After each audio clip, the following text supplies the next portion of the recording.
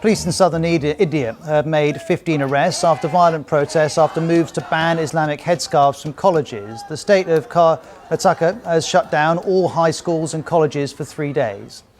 Police in London are to review a decision not to investigate one of the Downing Street parties after an image surfaced showing Prime Minister Boris Johnson near a bottle of wine. The main suspect in the trial over the 2015 Paris attack, Salah Abdeslam, is being cross-examined for the first time. He denies killing or injuring anyone, but says he supports Islamic State. And there's growing pressure on the Premier League footballer Kurt Zouma after a video emerged showing him kicking his cat. The RSPCA says they've removed his pets and sponsors have dropped him. He's also received a maximum club fine. In France, the only attacker to survive the 2015 Paris terror attacks, Salah Abdeslam, says in court that he did not kill any of the 130 victims. In Hong Kong, lines form at businesses ordered to close from Thursday to limit the spread of COVID-19. Social gatherings will also be restricted until February 24th. Iran introduces a new missile it says can reach Israel and U.S. bases in the Middle East. And South Korea's health ministry urges citizens to get vaccinated as it reports nearly 50,000 daily COVID-19 cases. We start with the coronavirus situation here in Japan, where authorities are struggling to curb a spike in infections. The government is set to extend quasi-emergency measures covering Tokyo and 12 other prefectures and implement a more focused approach for children and the elderly.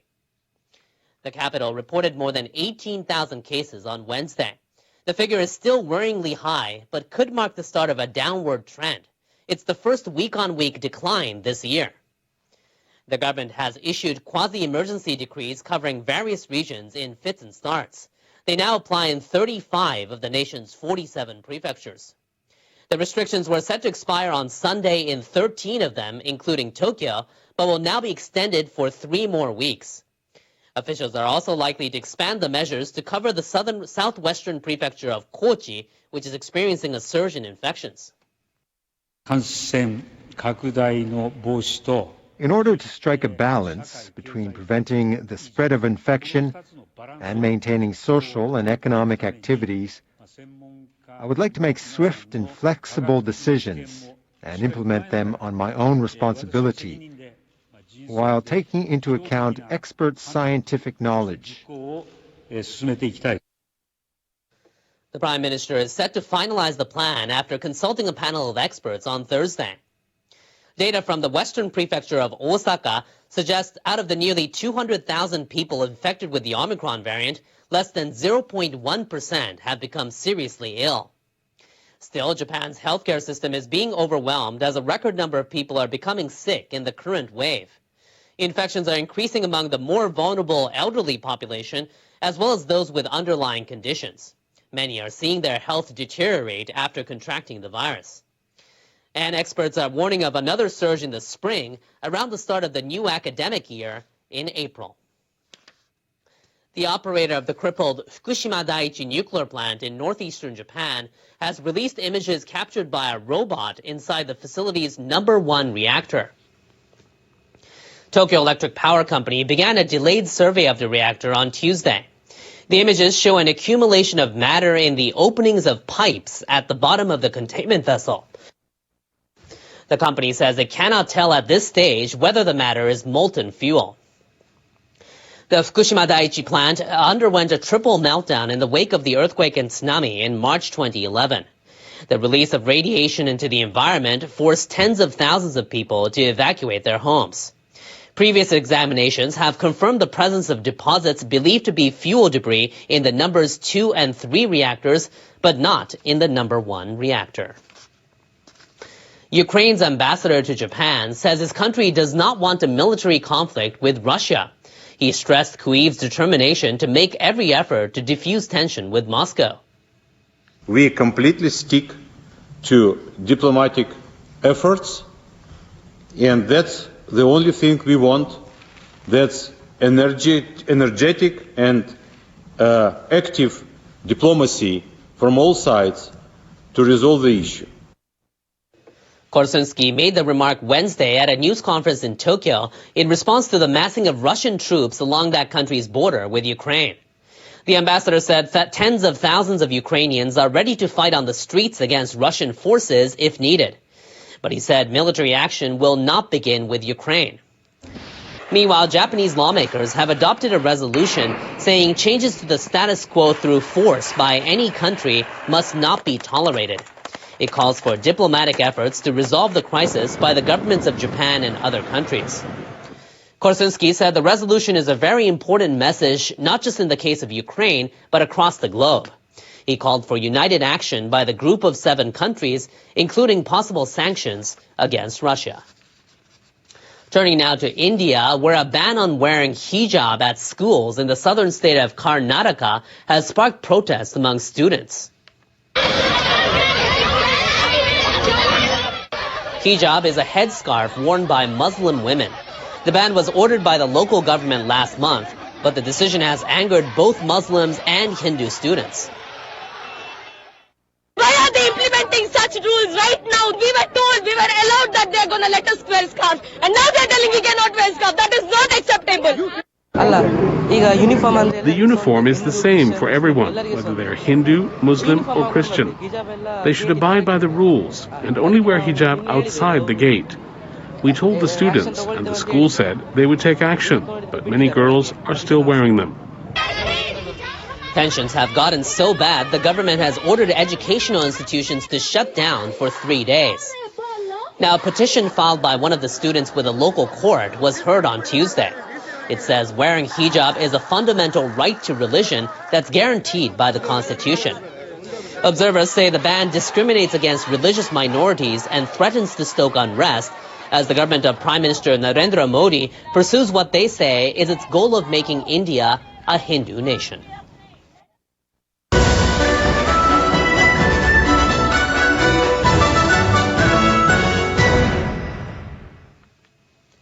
American snowboarder Lindsey Jacobellis is celebrating her first gold medal at her 5th Winter Olympics. Jacobellis has long been remembered for the finish of the women's snowboard cross at Turin 2006. Making her Olympic debut, Jacobellis was far ahead of the pack in the final race. But going for a trick on a jump near the finish line, she fell and missed out on gold. She went on to compete in the next 3 Winter Games, but failed to grab a medal. This time around, Jacobellis found herself in the final again, but held her nerve to cross the line ahead of the field. The 36-year-old described winning as an unbelievable moment and called the level a lot higher than 16 years ago. It's also the first gold of these games for the United States. Vinzenz Geiger of Germany has won the Nordic combined normal hill. Compatriot Erik Frenzel and Norway's Jarl Magnus Rieber missed the event after they tested positive for the coronavirus. Both have been tipped for medals. Now, there was drama on Wednesday in alpine skiing as American superstar Mikaela Shiffrin failed to finish in the women's slalom. Her surprise exit came just 2 days after she crashed out in the giant slalom. The 26-year-old lost her balance and skied out during the first run at the Yanshin Alpine Skiing Center. Shiffrin won gold in the same event back in 2014 and in the giant slalom 4 years ago. With over 70 World Cup wins under her belt, she was considered a hot favorite to add to her Olympic tally. After 2 shocking results, Shiffrin said she felt pretty awful. The gold went to Slovakia's Petra Vlhova. She was down in 8th after the first run, but turned things around at the second time of asking. Japanese ski jumper Takanashi Sara has apologized for being disqualified in her event at the Games. Takanashi posted a message on social media after Japan finished 4th in the mixed team event. She wrote she's deeply sorry for depriving the team of a chance to win a medal and for disappointing people.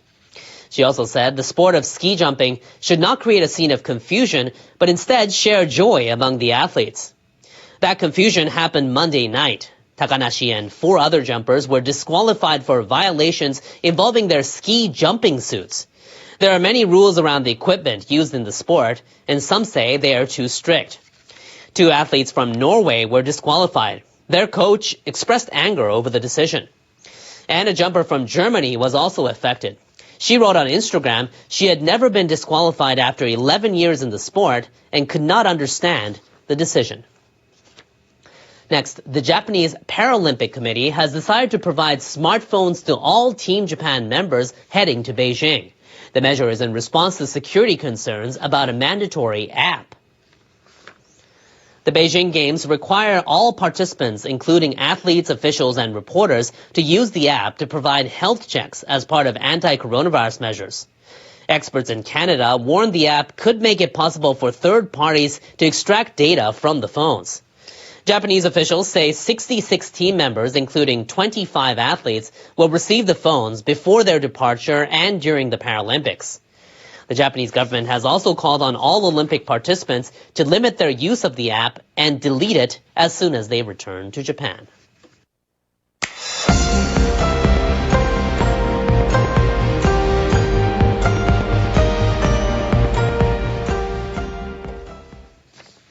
Snow is forecast for wide areas of eastern Japan on Thursday and Friday, with officials warning of the possibility of traffic snarls and other difficulties. The Transport Ministry and Meteorological Agency made an emergency announcement on Wednesday. They said snow is likely to accumulate even in low-lying areas such as central Tokyo. As much as 25 centimeters of snow is expected in mountainous regions, and the metropolitan area is likely to get a dusting of up to 5 centimeters. Officials are urging drivers to equip their vehicles with winter tires or snow chains. Now, heavy snowfall in January left a number of vehicles stranded on expressways in Tokyo. The 10 centimeters seen on that occasion also created traffic jams. Airlines have canceled a number of flights on Thursday to and from the capital's Haneda Airport, with further cancellations possible. Railway operator JR East has also announced the scaling down of operations. Everyone is being urged to avoid non-essential outings and take care to avoid mishaps. Well, heavy snow is not very common here in the capital, so some residents are gearing up. Customers filed into this store in western Tokyo immediately after it opened Wednesday morning. Snow shovels were sold out within about an hour. Staff were too busy to refill the racks. People were anxious about the forecast. It looks like it's going to snow, so I think I need to be prepared. I decided to get my shopping and other things done today. I was planning to go out, but I decided not to. There's nothing I can do about it. Central Tokyo saw 10 centimeters last month, and that was for the first time in 2 years. Our meteorologist Jonathan Oh explains what we can expect here and in other parts of Japan in our World Weather Report. Hello, winter weather is once again making its presence known in the eastern areas of Japan as we are monitoring a low pressure system that's going to be rolling south of the Pacific side of the country. And it's going to be developing and moving on close, but we'll have this cold air mass from the north, and that combination typically leads to seeing some wintry weather, which means sleet and even some snowfall, including the lower lying areas of Tokyo and even into Yokohama. We're looking at the chance for some snow. There's that low that's going to be moving toward the east. And so here's a look at the precipitation forecast as we look in a little bit closer toward the Kanto Koshin region. I want you to keep in mind the blue indicates rain, and then the white areas that show up will indicate either snow or sleet. As you go through the morning hours, we see that picking up, and then as the moisture and the cold air interacts with each other, we'll see a lot more of that snow toward places like Yamanashi Prefecture, but we'll also see the chance for some snow even into the 23 wards of Tokyo. Looking at the forecast for a 40-hour period into Friday afternoon, notice the light blue color areas on the border of the peninsula areas of Chiba into Kanagawa and Tokyo and Saitama prefectures. We can see up to 10 centimeters of snow possible, and then much higher toward the north and west. I mean, we're looking at the possibility of seeing over into even portions of the Tokai region up to 35 centimeters of snow possible. So be on the lookout for that. Timeline looks like this. Temperatures drop through the morning, and then we see it hovering around that 2-degree mark in Tokyo. Notice the snow will be really picking up, likely toward the daytime hours into the afternoon. So keep that in mind.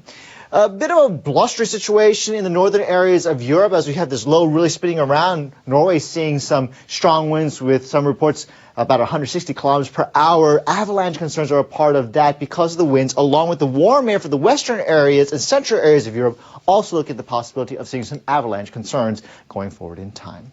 Hope you have a good day wherever you are. In the meantime, there is new reporting after we learned former President Trump took 15 boxes of records to Mar-a-Lago when he left office. Tonight, the National Archives asking the Justice Department to investigate, and there are new questions about whether classified information was mishandled.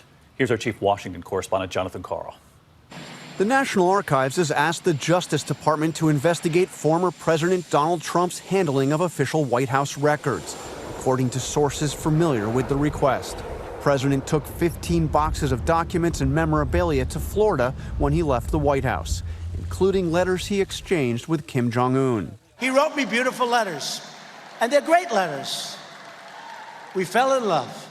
Archives officials are also concerned Trump may have mishandled classified information. Trump has often said Hillary Clinton should go to jail for failing to preserve all her emails as Secretary of State. You think it was fine to delete 33,000 emails? I don't think so. People who have nothing to hide don't bleach or destroy evidence to keep it from being publicly archived as required under federal law. But as president, Trump often destroyed official documents himself, tearing them up into pieces. Pieces officials at the archives have been trying to put back together. In a statement today, Donald Trump insisted he did nothing wrong with his presidential records, saying that his conversations with the National Archives have been, quote, collaborative and respectful, and that the boxes that he took with him to Florida, he has now turned over to the archives. David? John Karl with us tonight. Thank you, John. To the index tonight, and the Super Bowl is heating up, and we mean heating up. Soaring temperatures in Southern California could make this Sunday's Super Bowl the hottest on record. A heat advisory in effect already for Los Angeles through the weekend, expected to approach 90 degrees when the Rams face off against the Bengals on Sunday. The current heat record for a Super Bowl, 84 degrees at kickoff, and that was in L.A. in 73. But we are going to begin tonight with the pandemic and the flood of states now announcing plans to lift mask mandates with the Omicron variant retreating. Tonight, New York's governor ending mask mandates for businesses, but she says masks will continue for schools for now. Also news from Rhode Island and Illinois on masks. Tonight, the CDC and the White House, which have said all along they leave the final word to the states and schools, still saying be cautious here. CDC Director Dr. Rochelle Walensky saying new guidance will be coming, but that now is not the time to lift mask mandates. Even so, today, with those new announcements from New York, Rhode Island, and Illinois, at least 9 states now rolling back restrictions within weeks. New York's Governor Kathy Hochul citing a 93% fall in cases since last month's peak, saying, quote, this is exactly what we've been waiting for. Tomorrow, New York will end its emergency mask or vaccination requirement for businesses imposed 2 months ago when Omicron hit.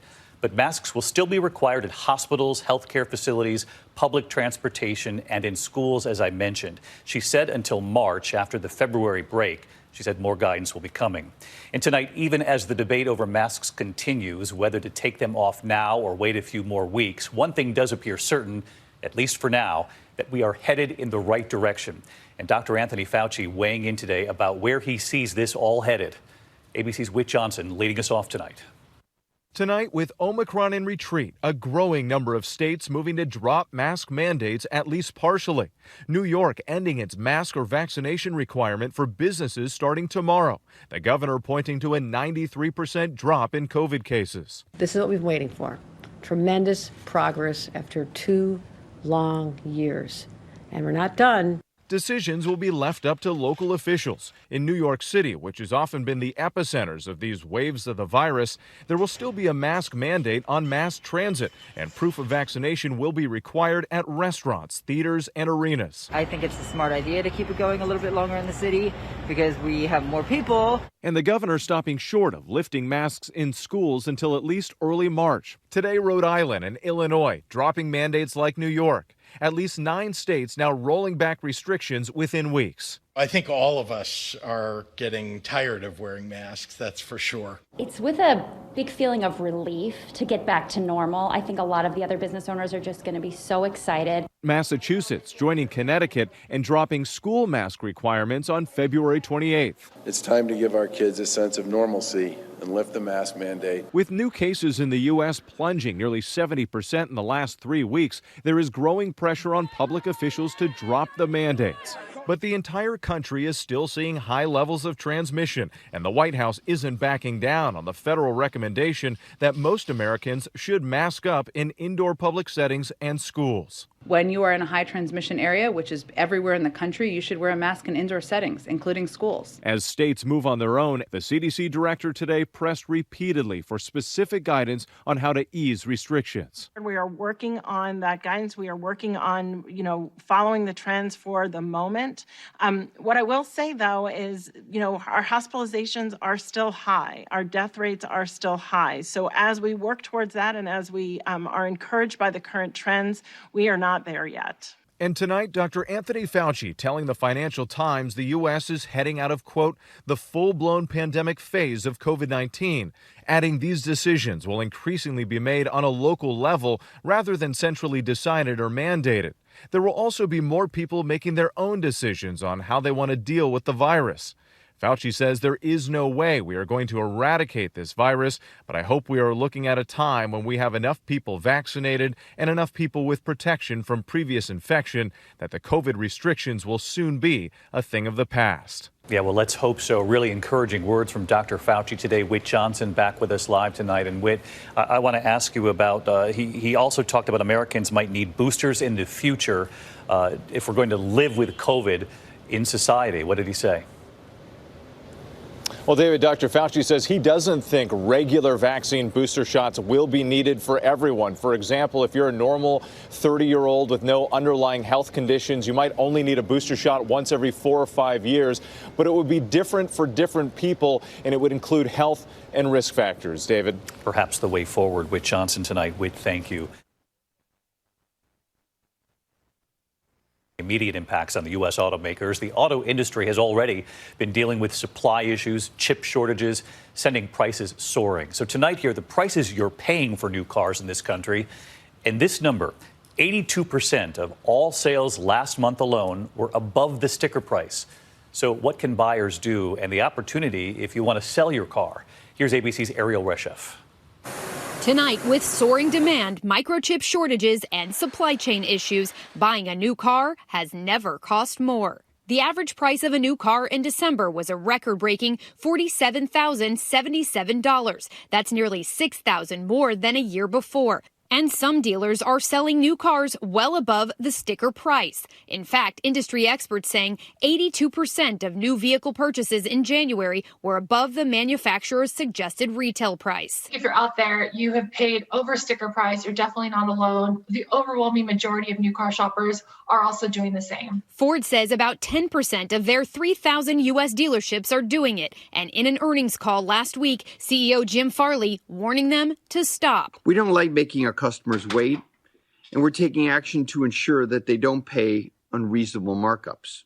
GM also threatening action against the small minority of bad actors selling at rates far in excess of sticker prices. For automakers trying to keep their market share and their customers happy, this is something that they may think about enforcing. Both companies saying if those dealers continue inflating prices, they could withhold shipments of new cars. And David, experts say there is a silver lining in this wild car market. If you already own a car, trade-in values have risen 50% year over year, so your car could be worth more than you paid for it, even if it's up to 10 years old. David? That's good news. You can sell your car, but then what do you buy when everything else is jacked up like this?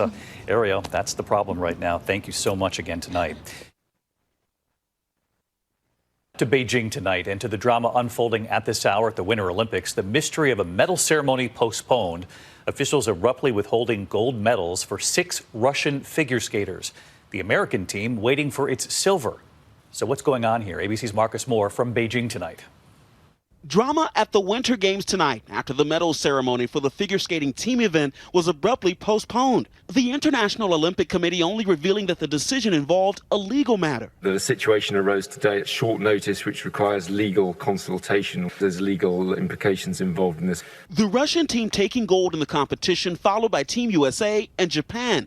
The skaters accepting their awards on Monday, hours before their scheduled ceremony, now delayed indefinitely. Everyone is doing absolutely everything that this situation can be resolved as soon as possible, because we have athletes and athletes that have won medals involved. But tonight, jubilation for Team USA, with Lindsey Jacobellis delivering its first gold of the Games in snowboard cross. An early celebration infamously costing her the gold in 2006, but today, redemption for the 5-time Olympian. It's an honor to have been, representing the U.S. team for that amount of time. When it all comes together and for days like this, it makes it worth it. And Colby Stevenson launching to the first ever silver medal in the men's freestyle skiing big air competition in its Olympic debut. The 24-year-old fighting his way back into competition after a car crash nearly killed him in 2016.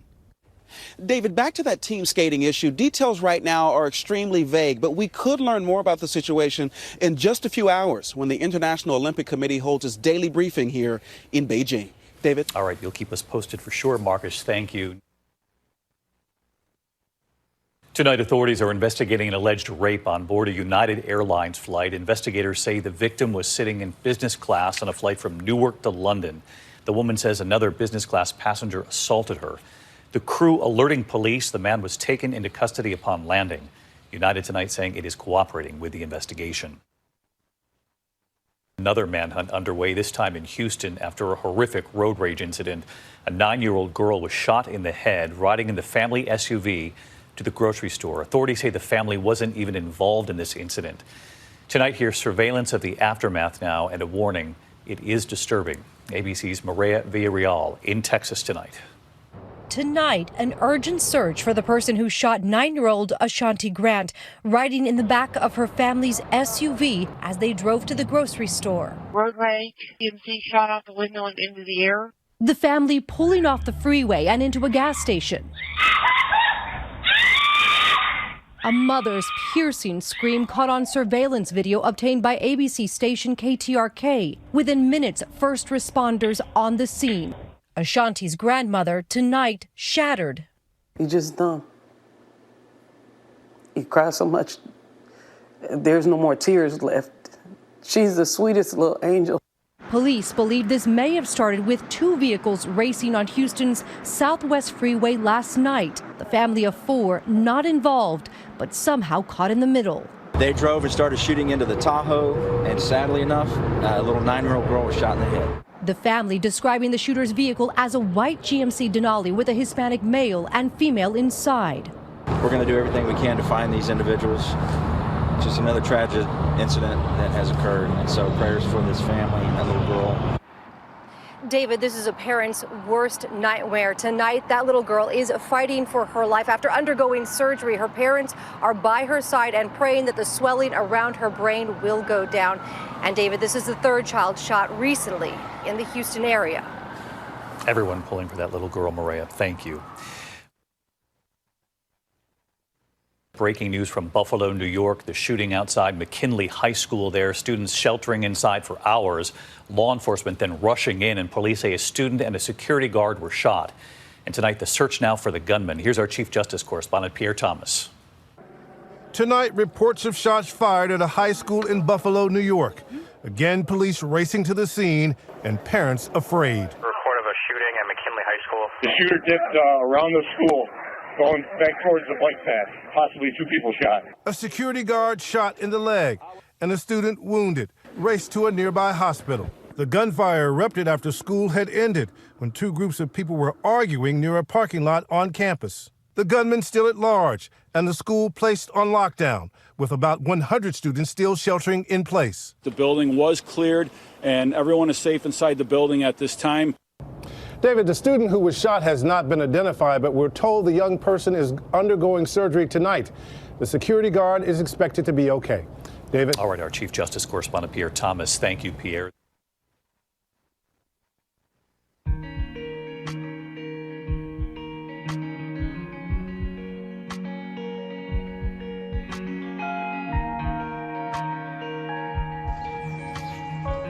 We definitely hear a lot from our youth that, being out in the farms is very therapeutic for them. I can think clearly, I can breathe. I mean, there's butterflies, there's birds chirping, right? So you can be, a densely populated area like Chicago, but when you're on our farms, you can feel like you're out in the country. For like a lot of our guys, they just come from like very traumatic backgrounds and they just don't really get that opportunity to really breathe and be able to think clearly. But when you're out there, for hours just harvesting flowers, yeah, you do get like that chance to just sort of like decompress. We really wanted to come up with a sustainable systemic solution to a lot of the rampant violence and poverty and blight in our communities. We looked at the floral industry because it's very important to us to build a homegrown anchor industry that will be able to not only just establish jobs, but careers that are relevant to the culture here and the people here, as well as being able to change the entire culture, particularly the youth culture in our communities. They're making bouquets, they're making flower tattoos, they're making centerpieces, corsages. It's more than just a job, right? Like, they're really showing their skills and the beauty that's already here in the community, and they're adding a lot of value for everyone else outside of our community to enjoy. You see these vacant lots, like, scattered all across the city of Chicago, and, to most people, they're worthless. But, to us, we see value there, and we want our youth to see value there because it is part of nature, it's part of creation, and it's just about, coming up with a creative solution to, bring forth abundance and fruit that then can help to solve a lot of these material problems that we're facing.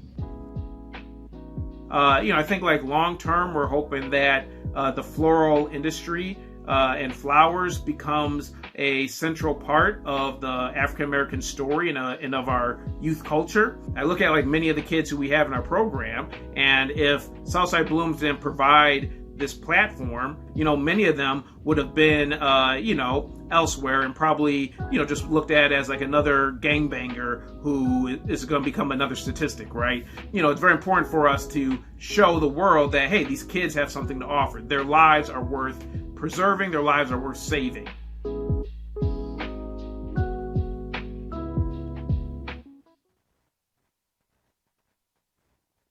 One of the more substantive, serious issues beyond the destiny of the expats here is a global issue, and that is the impact of all these tensions on the oil and gas markets and what will happen if Russia actually does attack, is sanctioned, and the Russian energy supplies are all of a sudden cut off, not just from Europe, from around the world. What will happen to gas prices? What will happen to the economies of the world, so dependent on every drop of oil and every liter of natural gas? And to discuss that, I'm bringing Elizabeth Schulze, who has been reporting on this and studying. And Elizabeth, I just want to ask you, what do you say when people ask about the impact that this situation can have on one of the world's major energy exporters, Russia, and what it will mean for people behind the wheel of their car, heating their home, or whatever?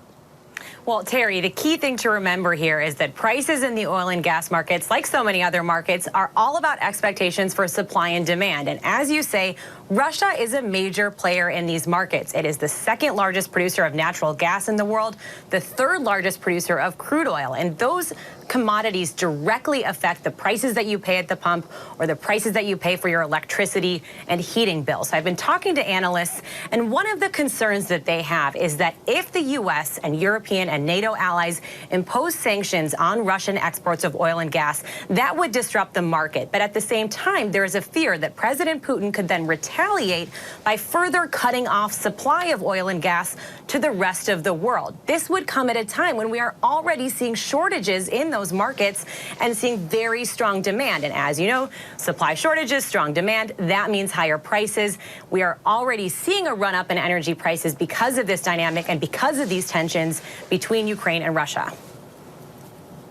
And as you mentioned, we're seeing these higher prices. So bottom line, what are we looking at? I think the gasoline near my house in Washington, D.C., the last I checked was somewhere in the $3.70 range. Yeah, no doubt. What are consumers looking at? It is not cheap right now, Terry. The national average for a gallon of gas in the U.S. is about $3.47. It's gone up about 8 cents just in the past week. And the key reason for that is that these geopolitical tensions are contributing to a run-up in the price of crude oil. So crude oil translates into higher gas prices. It's kind of a leading indicator. And you can see that the price of crude oil has just been surging so far this year. It's now at about $90 a barrel. We haven't seen it trading at that level since 2014. 2014. So really what this means is that as these concerns are going on in the oil market, people who are going to fill up their gas tanks are going to be paying more. That's on top of already higher prices across the board, Terry. We are getting another read of inflation tomorrow here in the U.S. We know that prices are up not just for oil and gas, but for food, for products, for a lot of goods that people have been buying throughout the pandemic. And this is a real political liability. You know, it's something that President Biden is trying to address head on. And it's one of the reasons, actually, that we've seen the White House kind of trying to work with other countries outside of Russia to say, can we boost their oil and gas exports to make sure that we have enough supply in case there are these further disruptions, if we have to impose sanctions, if Russia does decide to invade.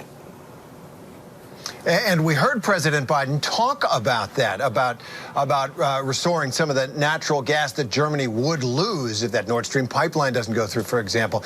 But he also said, President Biden, something interesting. He said it's a two-way street. If Russia's not selling gas, they're not making any money. With oil at $90 a barrel, that empowers Vladimir Putin. Last time it was that high, back in 2014, that's when he last took a chunk of Ukraine, Crimea and eastern Ukraine. You make Vladimir Putin president of Russia when oil is $100 a barrel, and he will be a very powerful president indeed. But if he can't sell his oil, as President Biden suggests, it's a two-way street, his oil and gas. If he can't sell his resources, that's all Russia does. They don't make anything anyone in the world wants. They punch holes in the ground and sell what comes out of it, and that's it. With the exception of weapons, I suppose. So how does this calculation? We talked about American consumers. How do you work that calculation for Russia, an energy producer, if they get cut off from the market? Yeah, this is such an important point, Terry. You know, you're absolutely right. The President Biden made a point to say Russia needs customers to buy those exports. And the data backs it up. The Energy Information Agency shows that about 43% of Russia's overall revenues, of all of the money that the Kremlin took in over the past 10 years, has come from oil and gas, specifically just from those exports.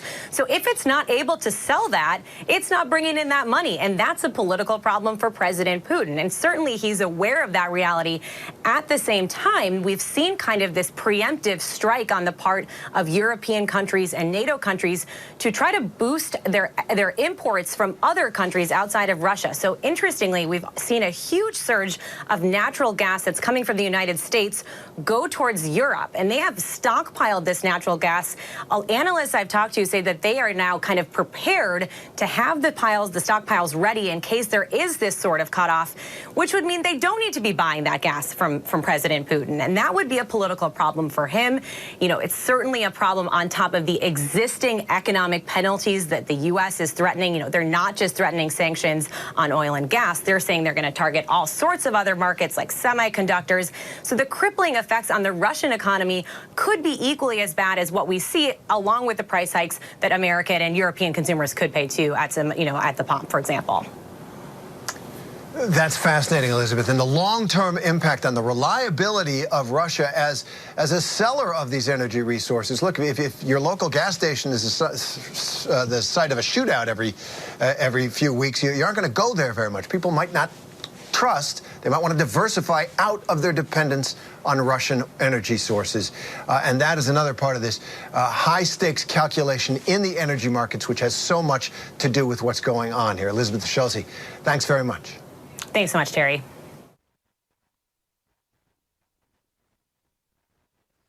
着物切手の買い取りといえば福ちゃんだね。福ちゃん。食器骨董品も買い取ってくれるのは福ちゃんだ。 Associate Professor of Emergency Medicine and Director of COVID Response at UCSF in San Francisco, Dr. Jean Noble. Doctor, great to have you. You know, you were part of this Atlantic study that actually challenges the idea of mask wearing in schools. We pulled a part of that article that says 2 years into this pandemic, keeping unproven measures in place is no longer justifiable. Do me a favor, doctor, and just break down what exactly this study found that led you to believe masks are no longer effective as a safety measure in schools. Right. So now that we've had vaccines available for so long, we thought it was time to really take a deep dive into the data that shows or does not show that masks decrease transmission when worn by children in schools. And there is not a single high-quality study that shows that this is effective. And that's really what our Atlantic piece was about. The lack of data and signaling the harm that's there. We know that kids had a very long period of social isolation when their schools were closed, and they're in a mental health crisis. The American Academy of Pediatrics and the CDC have both noted that. So getting our kids back to normal interactions in school without masks is really urgent. So what are more ideal ways, in your opinion, that schools can keep our kids safe?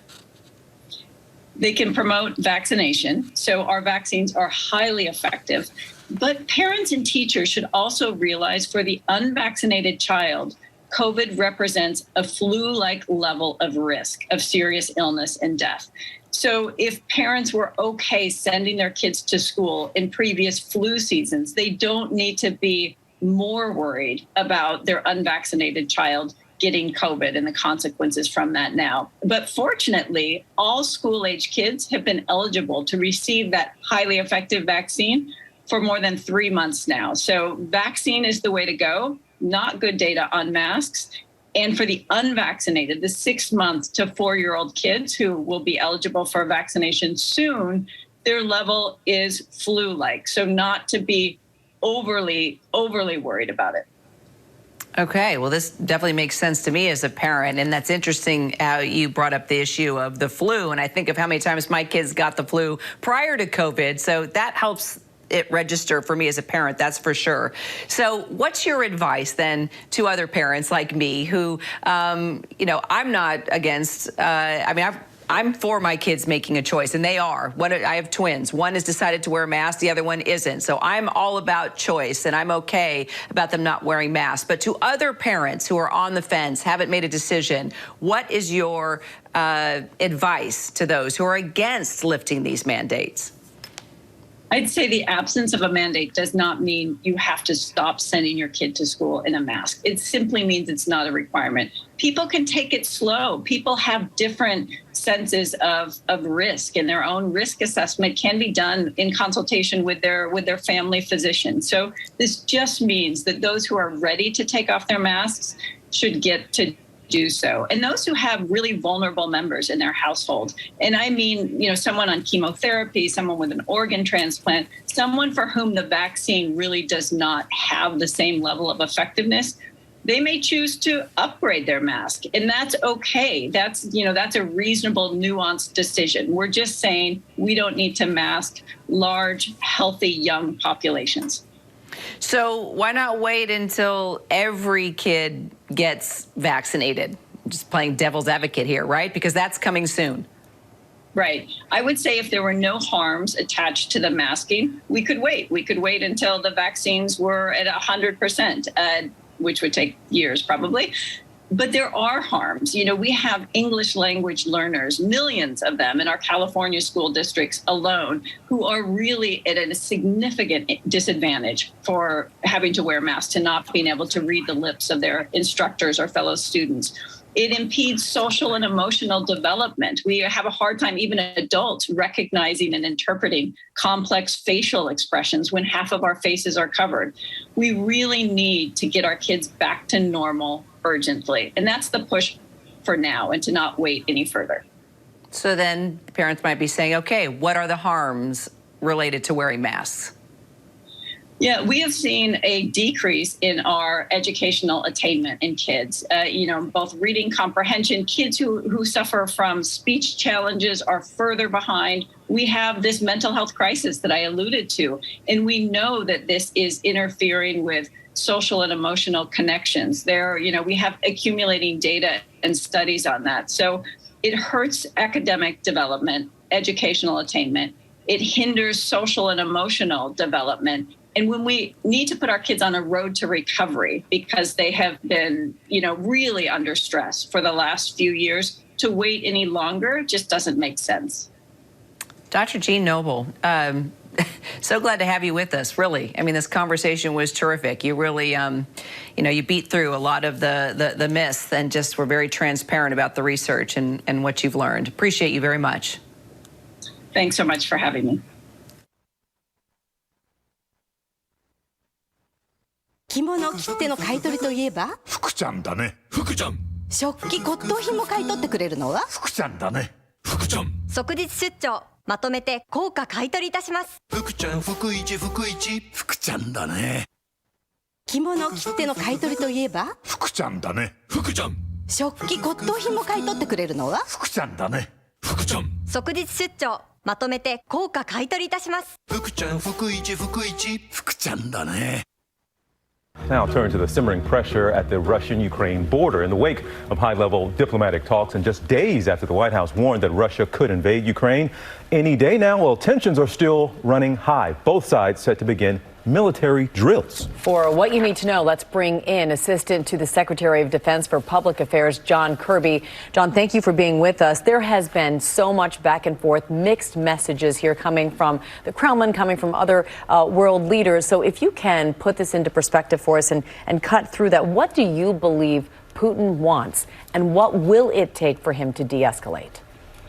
Well, he clearly has stated that what he wants is security guarantees, claiming threats to Russia's national security really along that sort of western border with Ukraine. And what he has claimed he needs is, something more tangible than what he appears to be getting, or what he thinks he's getting from the West, from NATO, from the United States. What we've said all along is that Ukraine's sovereignty needs to be respected. This is an independent nation. It's a sovereign state, and to threaten that sovereignty and territorial integrity would fly in the face of the rules-based international order that's been in place since World War II. The other thing that we've said is NATO needs to be respected, and we need to make sure that we're meeting our commitments to NATO. We are a NATO ally, and we take that treaty commitment very, very seriously. And can you tell for the Americans back here, what does crisis averted look like? Because there are some who speculate that we could be in for a long haul all year of a heightened sense of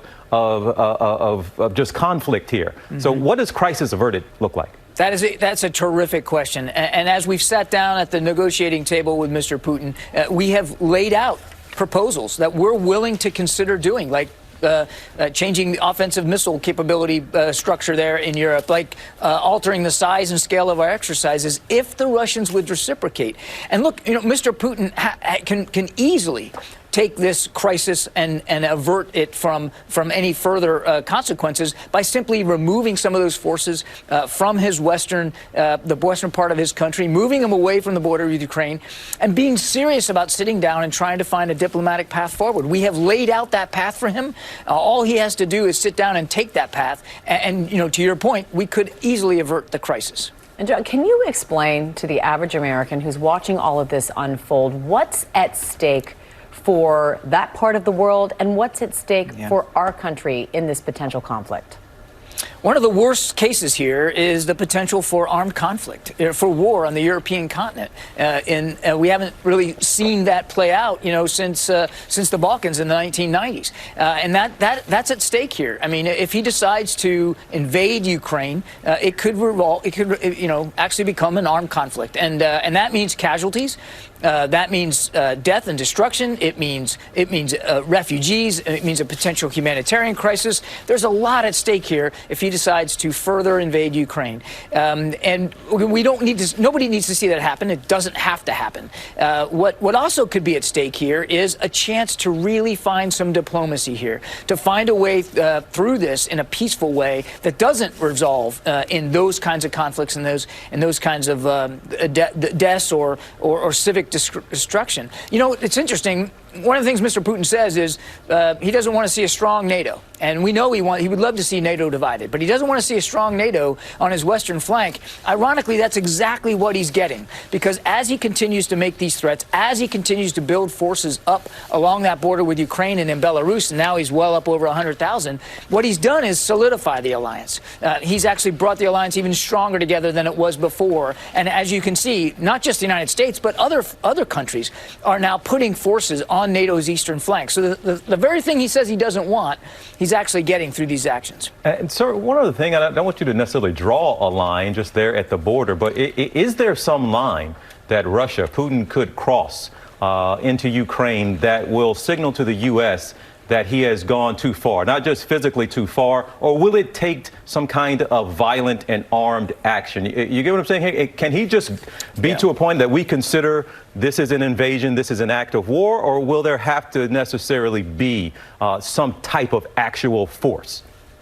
President Biden, I think, has been really clear on this. Any incursion into Ukraine, any violation of Ukraine's sovereignty and territorial integrity would trigger severe and significant consequences, not just from the United States, but from the international community, largely of an economic nature. And again, it would certainly even further solidify NATO and would probably engender additional moves by NATO allies to shore up that eastern flank.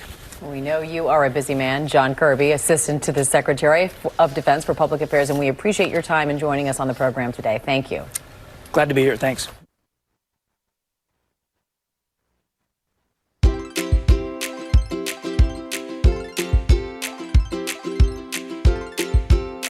We're going to turn now to the main event. We are all counting down to this weekend, Super Bowl 56, and the only time many people look forward to actually watching television commercials. So who will take the coveted title of Best Super Bowl Commercial? We have an exclusive look at one of the contenders starring Eli Manning and Ryan Clark. We're about to give Tyrone a little taste of the life Artois. The toughest part of my job, the long hours. I would love to just experience Super Bowl with friends. Got a delivery here? Hey, Loic. I know you're supposed to be working during Super Bowl 56. Well, I'm going to take over your shift. Stella Artois is sending you and a loved one to the big game here at 2 tickets. What? This is crazy. And while you're at the game, I'm going to get a little taste of what it's like to do your job. Bam. Savor the time at the Super Bowl. There they are, the fellas.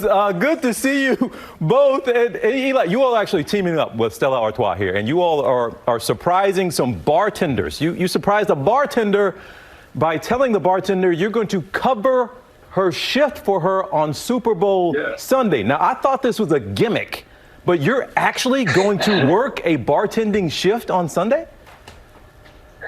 Yes, I've been working hard at it, been training for this opportunity. So, it's a lot of fun to partner with Stella Artois and as the Stella substitute and do it with Ryan Clark. Dan Marino's going to be involved also, where I'm going to take the shift of a restaurant worker in Las Vegas. And I've met Meg, and she gave me some training, and I'm ready to get behind the bar and serve some Stella Artois. All right, Ryan, we all know you're used to working on game day. This is, though, not your typical grind. What have you done to prepare to get behind the bar?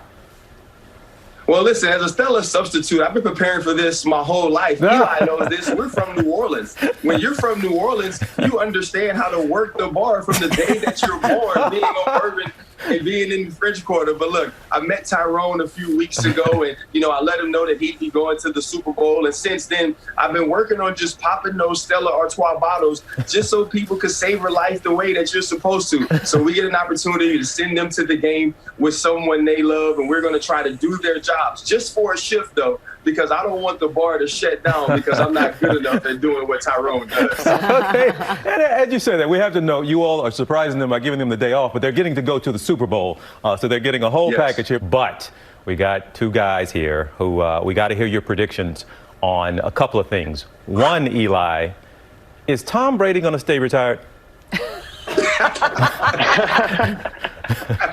I hope so. He's won so many Super Bowls. Like, give some other people a chance, a little bit. So, but obviously he's had such an unbelievable career, 22 years, 7 Super Bowls, Pro Bowls, MVPs. I think he's accomplished it all. And you know what? I think he's ready to step away from that daily hustle, that grind of preparing to play in the NFL. And so I think, he's looking forward to that family time and getting to, savor life with his family and friends. And Ryan, can we get a game prediction from you? Rams, Bengals, can imagine what both of those cities will look like if their teams are able to pull it off. Listen, I've been trying to hold off until Friday when I have to make this prediction on TV. Yeah. But today, I'm going to go with the Cincinnati Bengals. Listen, they got Jamar Chase, Joe Burrow, obviously LSU guys. And I've picked against this team the last couple of weeks, and they've been making me look like a fool. So for this week, I'm going to try to ride with them. Hopefully, hopefully I look smart on TV. It's going to be a good game. This is going to be a good one. And Eli and Ryan, thank you so much for being with us today. Thank you so We are much. going to be rooting you guys on, bartending on Sunday, and I know you'll have some fun doing it. Thank you so Thanks so much.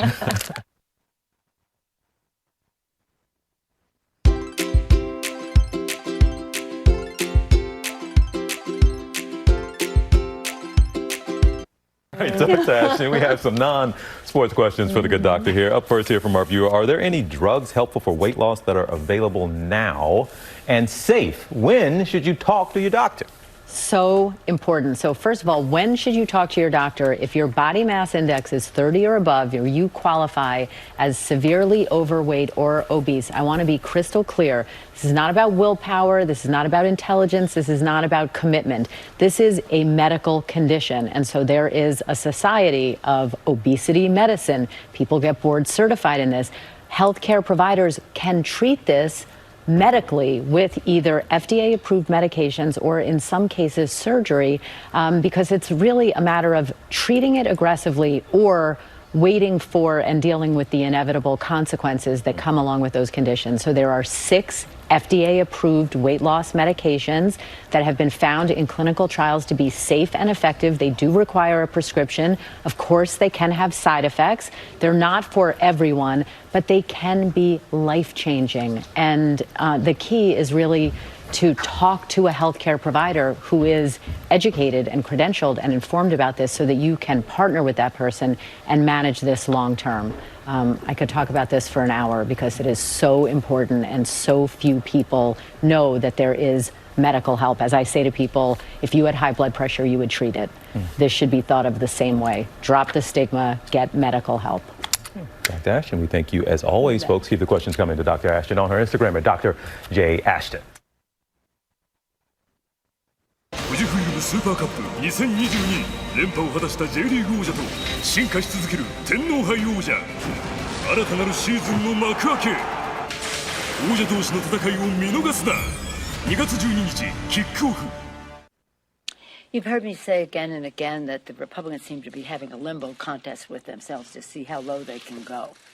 They seem to have reached rock bottom with their statement that what happened on January 6th was normal political discourse.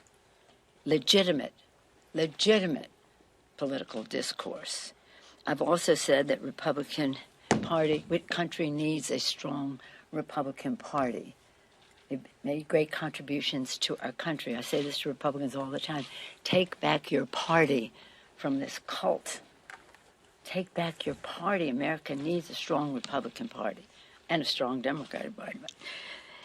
But it has been hijacked, and it's disturbing to see that the Republican leader of the House actually literally refused to condemn that resolution of legitimate political discourse. He literally ran away from the press when he was asked about his position.